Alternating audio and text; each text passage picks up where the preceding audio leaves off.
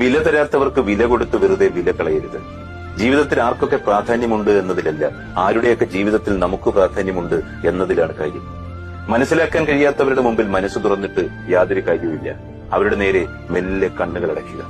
സ്വന്തം വിലകളഞ്ഞ ഒരാളെ സ്നേഹിക്കുമ്പോൾ അവിടെ നമ്മൾ വെട്ടിയായിക്കൊണ്ടേയിരിക്കും. അസാന്നിധ്യത്തിലെ ചിലപ്പോഴെങ്കിലും നമ്മുടെ വില ചിലർക്കെങ്കിലും മനസ്സിലാകും. പരിഹസിക്കപ്പെടാനും അവഗണിക്കപ്പെടാനും മാത്രമുള്ളവരാണ് അതുവരെ നമ്മളൊക്കെ. സ്നേഹത്തിന് മുന്നിൽ പോലും ആത്മാഭിമാനം പണയം വെച്ച് വില കളയരുത്. വിലയില്ലാത്ത ഇടങ്ങളിൽ ഒന്നും കൊടുക്കരുത്. അത് ജീവനായാലും ജീവിതമായാലും.